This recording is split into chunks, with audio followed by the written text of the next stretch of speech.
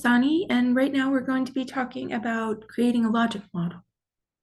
So this is something that I suggest you create for every grant that you write. Not every grant is going to require this, but it's always a good habit to get into.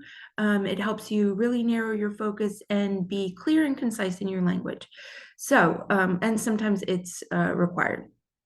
So here we have my example of my organization, which is I have a cat. So here are just some things that I do with the cat. You can think about these things as the various things that your organization does. Some of them are directly related, some of them are not. They're all sort of in service to the cat.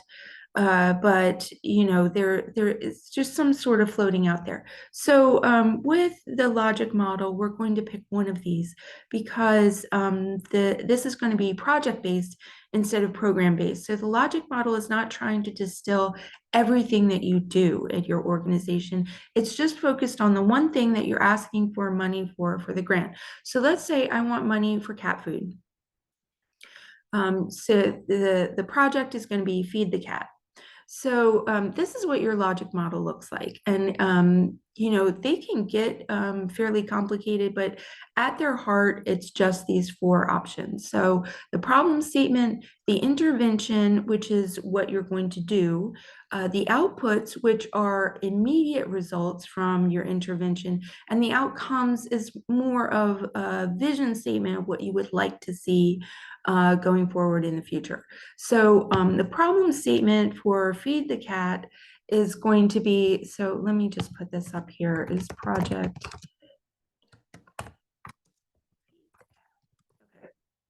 So the problem statement is the cat is hungry, right? And my intervention is give the cat food. Okay, so those are fairly simple. And then the output is going to be the cat is full. Right? Simple again. So what is the outcome? This may be one of the hardest things to figure out. For me, my what is it that I'm really trying to get at when I feed the cat? And so I'm just gonna fill this in right here. The cat loves me.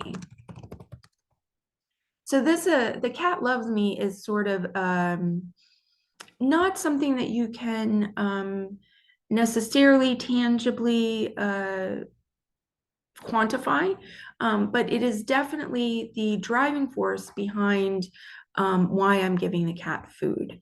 So we can try this with something else, something that is maybe closer to what you might be doing. So let's say, kids can't read by third grade. And then the intervention is going to be provide tutors for children in after school program. And then the output is going to be, so for this one, the output has to be something measurable. So it could be, 35 children will be able to read Dr. Seuss by the end of third grade.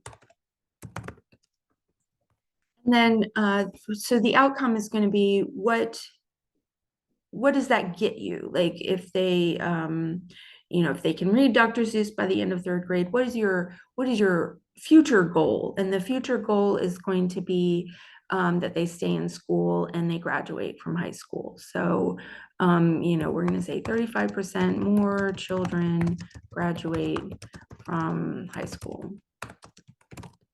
You notice that I'm using numbers in here. So these are things that, you can easily track, and funders are definitely interested in that.